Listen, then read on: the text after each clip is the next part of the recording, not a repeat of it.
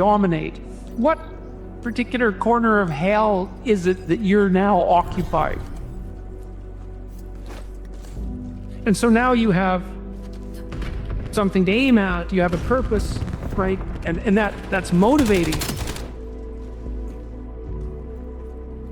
Like, our positive emotion is linked to our pursuit of valuable goals. That's how our brains are set up. And so you need that positive goal, and you need something to run away from. And so you can run away from the worst in you. You can escape from the worst in you, and you can move towards the best in you.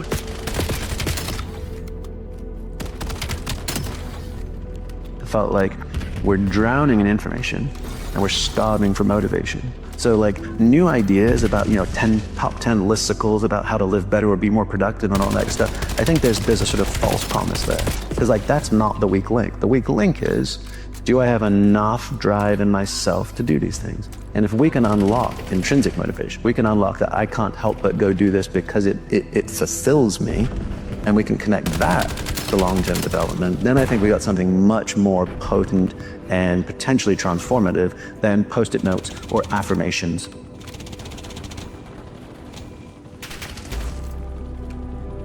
In order to make it stick, go brick by brick.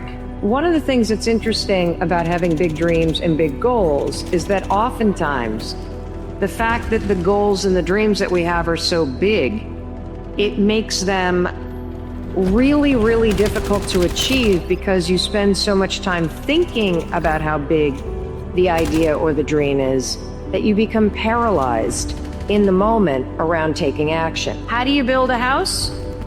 By laying a foundation, brick by brick by brick. You go one small brick at a time, and it's exactly the same thing for your goals, by the way. So if you think about where you're at in this moment, and you think about the path between where I'm at and where you want to get to is the same. It is a brick path, and it is comprised of a ton of little bricks that come together to take me forward. And so when you think about a goal or you think about a dream as a million little bricks that come together and lay a path forward, that's the way visually you can break down your goals. The most important conversation you'll ever have is the one you have with yourself. You wake up with it, you walk around with it, you go to bed with it. Eventually you act on it, whether it be good or bad. There's haters everywhere in this world. We have to be able to live amongst distractions and be undistracted. Stay in your own mind. Don't let them own yours.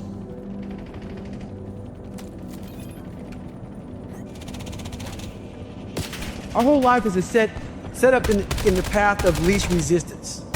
We don't want to suffer. We don't want to feel discomfort. So the whole time, we're living our lives in a very comfortable area. There's no growth in that.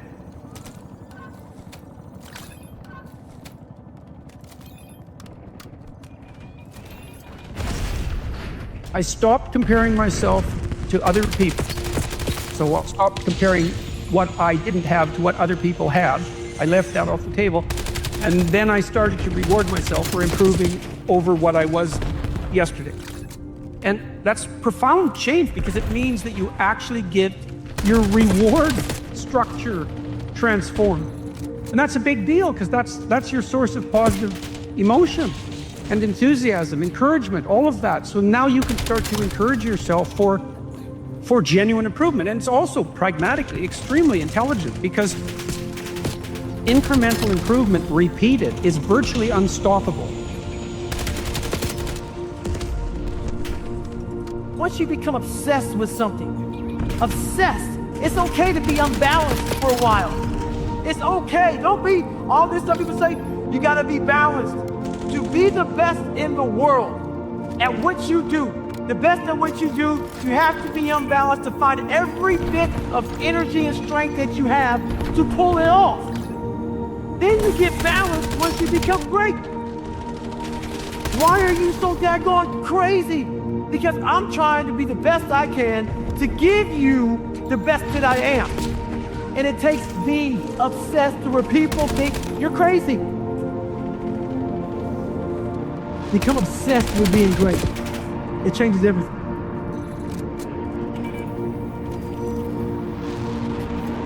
The best gift you give yourself is to find something that motivates you. Find something that motivates you, turn that motivation into drive. Once you're driven, you can then push yourself very far. But the biggest gift you can give somebody is that they see your drive. They see your passion to become better. And then you can pass along that gift that you have given yourself onto someone else to be better. That's the best gift you can give somebody. You can take your surroundings beyond order and move towards beauty, and that's unbelievably useful because while beauty calls people to their higher being, I would say, and to make friends with beauty is to introduce yourself very carefully to one of the mysteries of life that make it worth living. I tell you, in order to have something different, you are going to have to do something different. In order to have something more, you have to do something you haven't done yet. And when you look up, and you don't have to have a magnificent change over 12 months, have a small change over 30 days, and then a small change over 30 days, your breakthrough will come in needlepoint moves. And you'll look up in 5 years and not recognize your life. And I say you've got to want it. You've got to want it bad enough to fight through that period where you don't know if you're going to pull it off. You're afraid that you're going to end up being a total loser. And the people that go on to do just extraordinary things with their lives, they're people that want this success so badly that they're willing to face the fact that they might prove themselves to be a loser, which of course is an illusion and isn't actually how it plays out.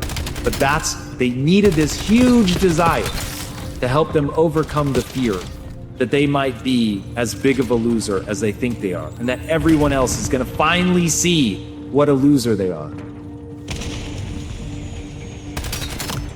So you have to build the desire.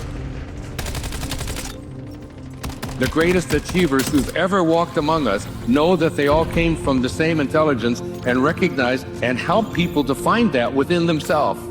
The number one quality and characteristic of these people who live at the apex, who are way beyond just taking care of their biological needs, who are way beyond their social needs, who are way beyond needing to be loved and so on. These are people who came here with a purpose. These are people who have a dharma. These are people who won't let anyone else determine what it is they're going to be.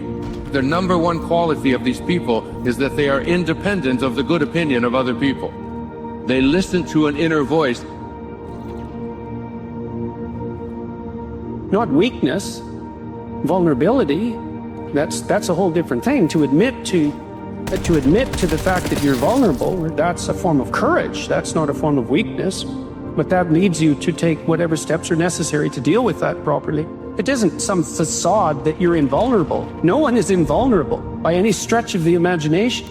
And to stand up and face that is the best route that you have. The people that win in life don't necessarily have more vision than you. See, it's not a lack of vision always that means that you are going to lose. It's a lack of a type of vision, which is depth perception.